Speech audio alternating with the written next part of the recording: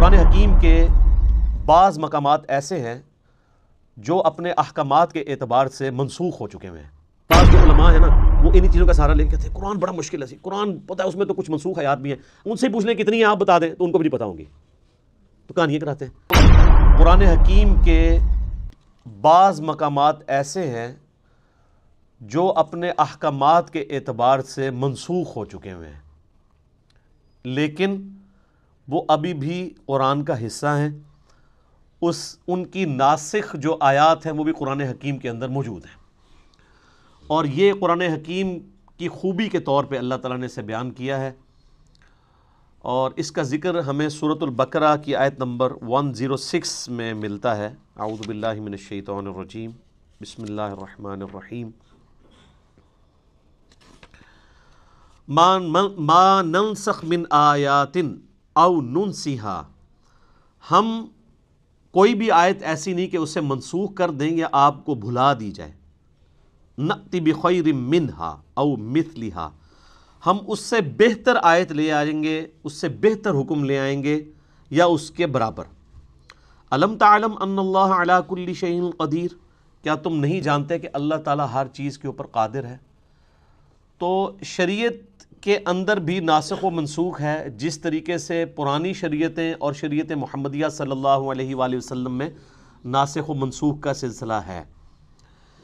شریعت موسوی کے اندر کئی چیزیں حرام تھیں جو شریعت محمدیہ صلی اللہ علیہ وآلہ وسلم کے اندر حلال ہیں، جیسا کہ بخاری و مسلم کی متفق علیہ حدیث ہے، نبی صلی اللہ علیہ وآلہ وسلم نے فرمایا مجھے اللہ تعالیٰ نے 5 خصوصیات ایسی دی ہیں جو مجھ سے پہلے کسی کو نہیں دی۔ ان میں سے پہلی چیز یہ ہے کہ اللہ تعالیٰ نے مجھے پوری انسانیت کے لیے پیغمبر بنا کر بھیجا ہے۔ اگلے پیغمبروں کو اللہ تعالیٰ کسی قوم اور قبیلے کے لیے بھیجتا تھا، میری نبوت پوری انسانیت کے لیے ہے۔ وَمَا أَرْسَلْنَاكَ إِلَّا كَافَّةً لِلنَّاسِ بَشِيرًا وَنَذِيرًا۔ دوسرا، اگلی امتوں کے اندر نماز کے لیے اسپیسیفائڈ جگہ ہوا کرتی تھی، جبکہ اللہ تعالیٰ نے میری امت کے لیے یہ آسانی دی ہے کہ پوری زمین کو سجدہ گاہ بنا دیا ہے۔ شریعت موسوی میں تو آپ نمازیں ہر جگہ نہیں پڑھ سکتے تھے سوائے ان معبد والی جگہوں پہ جہاں عبادت ہوتی ہے، ٹیمپلز میں، جبکہ اس امت میں آپ جہاں مرضی نماز پڑھیں۔ تیسری چیز آپ نے فرمائی مال غنیمت اللہ تعالیٰ نے میرے لیے حلال کر دیا، جو اگلی امتوں میں حرام تھا۔ قرآن میں ذکر ہے اگلی امتوں میں مال غنیمت یعنی کافروں کا جنگ میں چھوڑا ہوا جو مال تھا اس کو اوپن میدان میں لا کے رکھتے تھے، ایک آسمان سے آگ برستی تھی اور اس کو خاک کر دیا جاتا تھا، لیکن اس امت کے لیے اسے حلال کر دیا گیا، سورۃ الانفال نازل ہوئی۔ چوتھی چیز آپ صلی اللہ علیہ وآلہ وسلم نے فرمایا اللہ تعالیٰ نے 1 مہینے کے روب سے میری مدد فرمائی ہے، یعنی میری امت 1 مہینے کی مسافت پہ ہو تو اللہ تعالیٰ کی طرف سے اگلی جو ان کے مد مقابل قومیں ہیں ان کے اوپر روب ڈال جائے گا۔ اور 5ویں چیز اللہ تعالیٰ نے میرے لیے شفاعت کا دروازہ کھولنا ہے، مجھے شفاعت کا اذن عطا فرمانا ہے۔ مسلم شریف میں ایک چھٹی چیز بھی ہے کہ اللہ تعالیٰ نے مجھ پہ ختم نبوت کا سلسلہ فرما دیا ہے۔ صحیح مسلم میں ایک اور چیز بھی ہے کہ اللہ تعالیٰ نے مجھے جوامع کلمات کے ساتھ مبعوث کیا ہے۔ تو پچھلی شریعت اور اس شریعت میں بھی ناسخ و منسوخ کا سلسلہ ہے، اور پھر ودن شریعت محمدیہ صلی اللہ علیہ وآلہ وسلم سرکمسٹانسز کے مطابق اللہ تعالیٰ نے احکامات کو بدلا ہے۔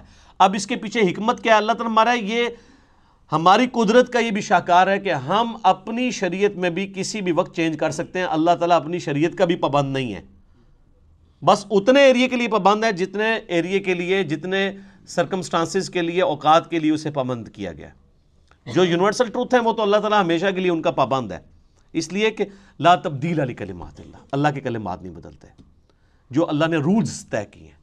لیکن جہاں پہ اللہ تعالیٰ خود ہی چیزوں کو وقت اور حالات کے مطابق چینج کرتا ہے، اس لیے نہیں کہ اللہ تعالیٰ پہلے بھی وہ کر سکتا تھا، پہلے کر دیتا تو آپ کے لیے مصیبت کھڑی ہو جاتی۔ شراب کا اگر حکم پہلے دن ہی حرام ہو جاتا تو کتنے لوگ شراب کو چھوڑتے، اس سے گریجولی کیا گیا۔ اسی طریقے سے آپ ناسخ و منسوخ میں یہ دیکھیں کہ پہلے جو ہے وہ وصیت کو لازم قرار دیا گیا سورۃ البقرہ میں، وراثت کے احکام نہیں آئے تھے۔ سورہ نساء کے اندر پھر پوری ڈیٹیل آ گئی، اس کی وجہ سے وہ والی آیات منسوخ ہو گئیں. اب اللہ تعالیٰ نے خود وارث کا حصہ رکھ دیا ہے. ماں باپ کو اتنا ملے گا، بیوی کو اتنا ملے گا، بچوں کو بچیوں کو اتنا، پوری ڈیٹیل سورہ نساء کا دوسرا رکوع. اسی طریقے سے سورۃ الانفال میں ہی پہلے آیا کہ جو ریشو پروپورشن کے اعتبار سے ایک مسلمان 10 کافروں پر بھاری ہے. پھر اللہ تعالیٰ نے فرمایا اب ہم نے تمہاری کمزوری دیکھی ہے، اب یہ وہ ریشو پروپورشن قائم نہیں رہے گی. اس میں اللہ کا کوئی قصور نہیں، اس لیے کہ جو نیو مسلم ہیں ان کے ایمان کا لیول وہ نہیں ہے جو مکے کے مسلمانوں کا تھا. تو اللہ تعالیٰ نے اسے ریوائز کیا اور فرمایا کہ اب ایک مسلمان 2 پہ بھاری ہوگا. یہ نہیں ہے کہ وہ اب بھی 10 پہ ہی بھاری رہے گا. وہ اب جو مسلمان ہیں وہ ابو بکر، عمر، عثمان و علی والے مسلمان تو نہیں ہیں. ٹھیک ہو گیا؟ تو یہ بھی ناسخ و منسوخ. اسی طریقے سے سورہ نساء کے اندر اللہ تعالیٰ نے فرمایا تھا کہ جو زانی ہے عورت، اسے قید کر دو یہاں تک کہ اسے موت آ جائے، یعنی پوری زندگی کے لیے گھر سے باہر نہ وہ نکلے. قید سے مراد کسی جیل خانے میں نہیں، گھر کے اندر. اس میں الفاظ ہیں کہ ان کو گھروں میں رکھو. اور پھر اسی آیت میں آیا کہ یا پھر اللہ تعالیٰ جب ان کے لیے کوئی حکم مقرر فرما دے گا مستقبل میں، اور وہ پھر زنا کی سزا آ گئی 100 کوڑوں کی شکل میں سورہ النور کے اندر. تو اس طریقے سے ناسخ و منسوخ کا ایک سلسلہ ہے. قرآن حکیم کے اسٹوڈنٹ کو یہ بھی پتہ ہونا چاہیے. ناسخ و منسوخ تو بہت لوگوں نے اس پہ اوپر کام کیا ہے، اور بعض جو علماء ہیں نا وہ انہی چیزوں کا سہارا لے کے کہتے ہیں قرآن بڑا مشکل ہے. قرآن پتہ ہے اس میں تو کچھ منسوخ آیات بھی ہیں، ان سے ہی پوچھ لیں کتنی ہیں آپ بتا دیں، تو ان کو بھی نہیں پتہ ہوں گی، تو کہانیاں کراتے ہیں. ٹوٹل 5 مقامات ہیں، اور وہ بھی آپ ناسخ و منسوخ اس اعتبار سے نہیں ہے بلکہ وہ سرکمسٹانسز کے اعتبار سے. دین جو اسٹیبلش ہمیں پتہ ہے یہی دین ہے اسٹیبلش ہو کے. یعنی آج کسی مسلمان کے بچے کو یہ بتانا ضروری ہے کہ پہلے شراب جو ہے وہ جائز تھی، بعد میں حرام قرار دی گئی. اینڈ رزلٹ سب کو پتہ ہے. اب اس کے اندر سے کیا نکالنا ہے؟ خام خواہ ایک معاملے کو الجھانا، علمی روب ڈالنا، بلکہ میں اسے علمی روب نہیں، علمی شہوت کہتا ہوں. جیسے وہ شہوات، یہ شہوت ویسے اردو میں تو لفظ نٹوریس، عربی میں شہوت یعنی کہتے ہیں کسی چیز کی لت پڑ جانا، وہ کسی بھی فارم میں ہو سکتی ہے. یہ ہم اسے سیکس کے ساتھ ریلیٹ کرتے ہیں، ویسے بھی کوئی دنیا کی محبت بھی ایک شہوات، دنیاوی شہوات.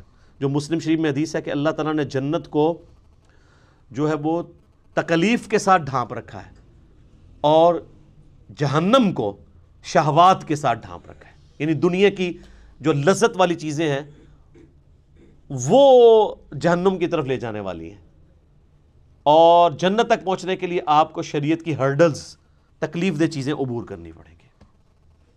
تو یہ علمی شہوت ہوتی ہے علماء کی جو اس قسم کی باتیں کر کے الجھاتے ہیں.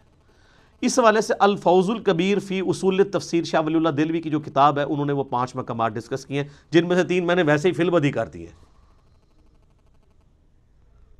تو یہ چیز بھی اس حوالے سے کلیئر ہونی چاہیے.